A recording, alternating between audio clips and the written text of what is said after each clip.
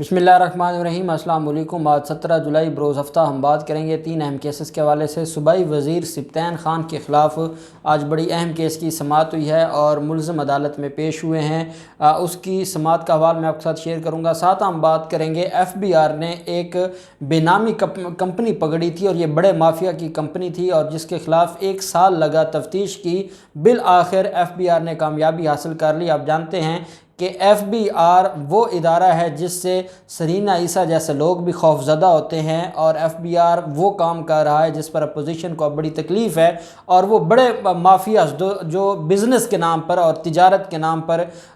जालसाजी करते हैं, अब उनको पकड़ने का अमल शुरू हो गया है। जो ये केस मैं आपके साथ शेयर करने जा रहा हूँ ये ऐसा होश रुबा है कि कैसे ये जो बड़े माफियाज हैं ये फ्रॉड करते हैं। साथ हम बात करेंगे शहबाज शरीफ की फैमिली। शहबाज शरीफ का एक बड़ा स्कैंडल सामने आया था और उसमें अब उनकी बीवी और उनकी बेटी और दामाद के ख़िलाफ़ जो बड़ा एक्शन लिया गया है अदालत की तरफ से। और आज अदालत में जो अहम कार्रवाई हुई है ये वो जज हैं जो मौजूद हैं एहतसाब अदालत के, जिस केस में साफ़ पानी स्कैंडल की समाअत हुई है। उसकी जो अहम समाअत है वो भी मैं आपके साथ शेयर करूंगा और कैसे इनकी पूरी फैमिली डिफ़ॉल्टर है और कैसे पूरी फैमिली के ख़िलाफ़ बड़ी कार्रवाइयाँ अदालतों में जारी हैं।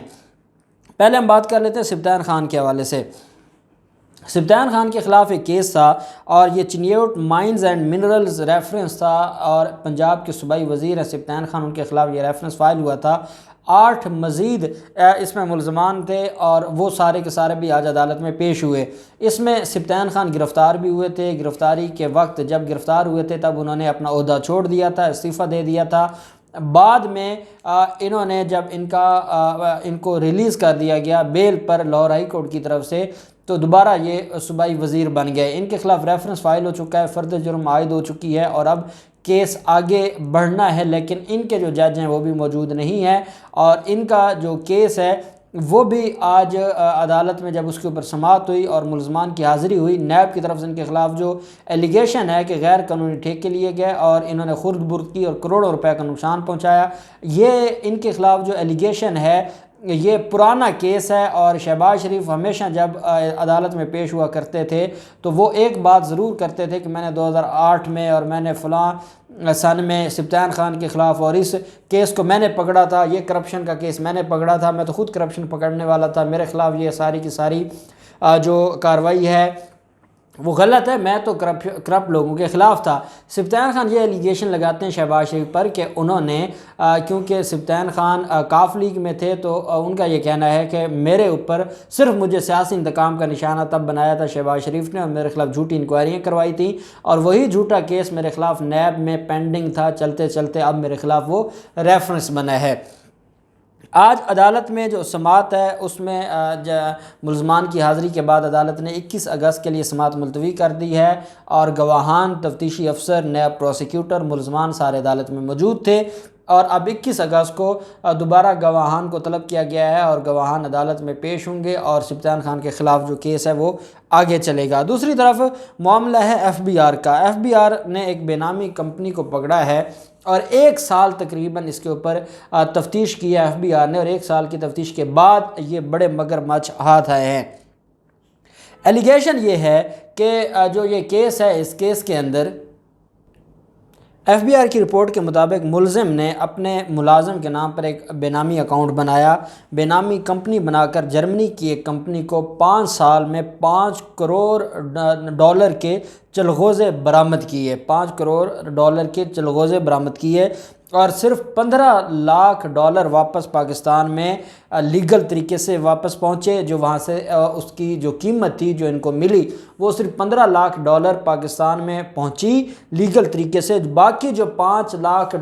में से 15 लाख तो आ गया पाकिस्तान के अकाउंट्स में, बैंक अकाउंट्स में लीगल तरीके से। बकिया जो अमाउंट थी वो हवाला हुंडी और दीगर गैर कानूनी ज़राए से मुख्तलिफ ममालिक में मुंतकिल की गई और वहाँ से फिर इनके जाली अकाउंट्स में आती रही। बेनामी दार सुल्तान महमूद 2002 से मरकज़ी मुल्ज़िम आसिम अहमद के पास मुलाजिम था। मुल्ज़िम ने 2013 में बेनामी कंपनी हसनैन एक्सपोर्ट्स सुल्तान महमूद के नाम पर बनाई। मुल्ज़िम आसिम अली ने इसी बेनामी कंपनी के ज़रिए چلغوزے برآمد کیے۔ ملزم نے لاہور، قصور، سندر میں مختلف پراپرٹیز خریدی۔ FBI کے ریکارڈ کے مطابق 4,50,00,000 ڈالر واپس نہیں آئے۔ فارن ایکسچینج ریگولیشن ایکٹ کے مطابق کسی بھی قسم کی برآمدات کا پیسہ 6 ماہ میں قانونی چینل سے وطن واپس آنا چاہیے۔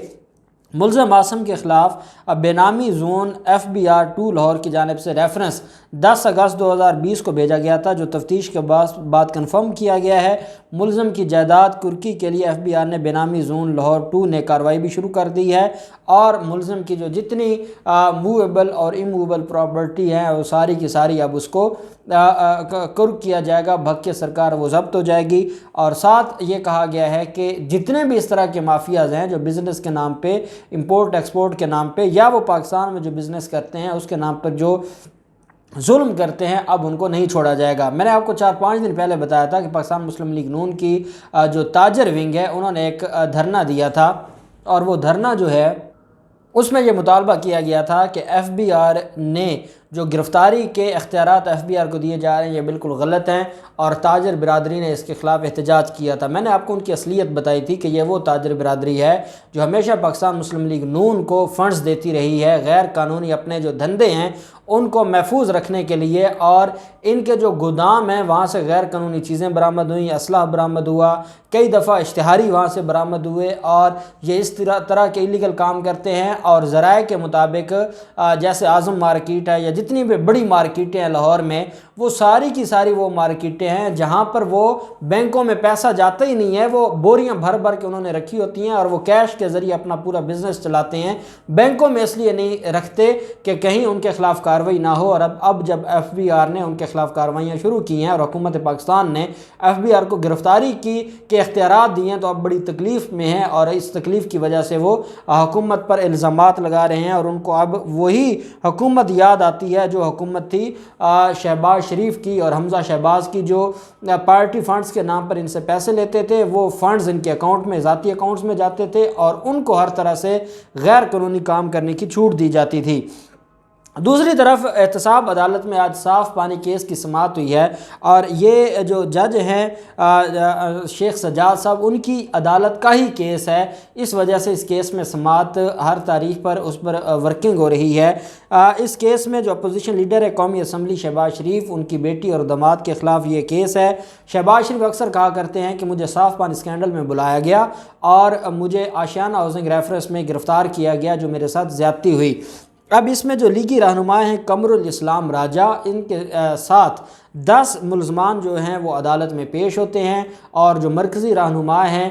اس میں رابعہ عمران اور علی عمران، یہ دونوں اشتہاری ہیں۔ پہلے علی عمران گرفتار بھی ہوئے تھے، اور پھر گرفتاری کے بعد ضمانت ہوتی ہے، ضمانت ہونے کے بعد وہ بھی لندن بھاگ جاتے ہیں، اور رابعہ عمران بھی لندن بھاگ جاتی ہے، لیکن کافی پراپرٹی ہے لاہور میں علی عمران کے نام، اور پہلے بینکنگ کوڈ نے علی عمران کی پراپرٹی منجمد کی ہوئی ہے۔ اب جب آج عدالت میں ملزمان پیش ہوئے، حاضری مکمل ہوئی، تو عدالت کی جانب سے جو نیب لاہور ہے اس سے ان کی جائیدادوں کی رپورٹ طلب کی گئی ہے، رابعہ عمران اور علی عمران کی، اور عدالت نے یہ کہا ہے کہ ان کی جتنی بھی موویبل اور ایموویبل پراپرٹی ہیں، منقولہ غیر منقولہ جو جائیدادیں ہیں، ان کی رپورٹ طلب کر لی ہے، اور عدالت نے کہا ہے کہ کیونکہ ملزمان اشتہاری ہو گئے ہیں تو ان کی جو منقولہ اور غیر منقولہ جائیداد ہے اس کی رپورٹ عدالت میں سبمٹ کروائی جائے، تاکہ ان کے خلاف نیلامی کی کارروائی ہے وہ شروع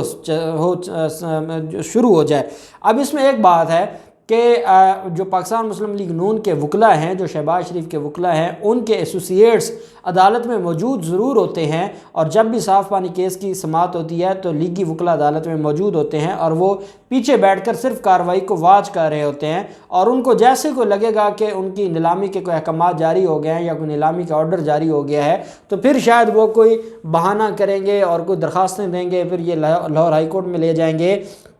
خیر اب لاہور ہائی کورٹ میں اس طرح تو ان کو ٹریٹ نہیں کیا جاتا جیسے یہ پہلے پروٹوکول کے ساتھ جاتے تھے، جیسی تیسی درخواست ہوتی تھی یہ لے کر جاتے تھے، اور یہ اس کو پھر اپنے مرضی کے ریلیف لیتے تھے، اور اپنی مرضی کا یہ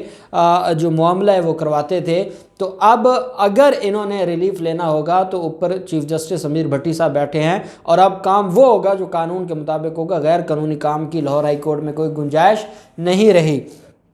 عدالت نے جو نیب پروسیکیوٹر ہیں ان کے خلاف جو الزام ہے، نیب پروسیکیوٹر نے عدالت کو بتایا کہ شہباز شریف کی جو صاحبزادی رابعہ عمران اور داماد عمران علی ہے، انہوں نے کروڑوں روپے کی کرپشن کے الزام ہے۔ ریفرنس کے مطابق عمران علی اور عمران علی یوسف نے زیر تمیل پلازا صاف پانی کمپنی کو کرایہ پر دے کر 2 کروڑ روپے سے زائد وصول کیے۔ صاف پانی کمپنی بدعنوانی کیس میں کئی ملزمان کو گرفتار بھی کیا جا چکا ہے، جبکہ ملزمان پر مالی بدعنوانیوں اور کروڑوں روپے کے فراڈ کا بھی الزام ہے، جس کے باعث ملکی خزانے کو نقصان پہنچا ہے۔ اور یہ صاف پانی ایک پنجاب حکومت کی طرف سے ایک انیشیٹو لیا گیا تھا، اور یہ رحیم یار خان میں، بھاولپور میں اور ان علاقوں میں بہت زیادہ اس پر ورکنگ کی گئی تھی، اور جو پمپ ہیں پانی کے وہ لگائے گئے تھے، اصل ایکچول کچھ ہوا نہیں تھا، اور جو اس میں تخمینہ لگایا گیا اس کو ہیڈ کر رہے تھے عمران یوسف اور رابعہ عمران۔ اس پوری کی پوری شہباز شریف کا جو پروجیکٹ تھا پنجاب حکومت کا، اس کو یہ دیکھ رہے تھے۔ اور جو نیب ریفرنس ہے اس کے مطابق انہوں نے ان جو وہاں پر پانی کے لیے انہوں نے وہاں پر جو کچھ کیا، انہوں نے وہاں پر کھدائی کروائی، انہوں نے وہاں پر جو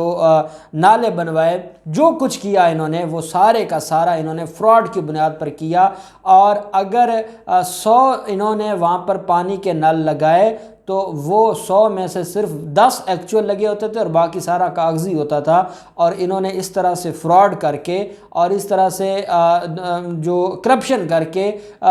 2 ارب سے زائد کا نقصان پہنچایا تھا جو حکومتی خزانہ ہے اس کو۔ اور ساتھ انہوں نے جو وہ کمپنی تھی، جو صاف پانی کمپنی جس کو ٹھیکہ دیا گیا تھا، اس کو کرائے پر بھی اپنا پلازا دیا اور اس سے الگ 2 کروڑ روپے لیے۔ آپ اندازہ لگائیں یہ کتنے بڑے فراڈ کا نام ہے شریف خاندان اور شہباز شریف، اور پھر یہ کہتے ہیں کہ ہم نے قوم کی خدمت کی ہے اور ہم خادمہ اعلیٰ ہیں۔ اب ان کی جائیدادوں کا ریکارڈ طلب ہو گیا اور اگلی تاریخ پر نیلامی کارروائی شروع ہو جائے گی۔ اب دیکھتے ہیں کہ ان کی طرف سے کیا درخواست آتی ہے اور یہ کیسے بچانے کی کوشش کرتے ہیں۔ جو بھی ڈیٹیلز ہوں گی ہم آپ کے ساتھ شیئر کرتے رہیں گے۔ اللہ پاک پاکستان کامیاب و ناصر ہو۔ بہت شکریہ۔ اللہ حافظ۔ پاکستان زندہ باد۔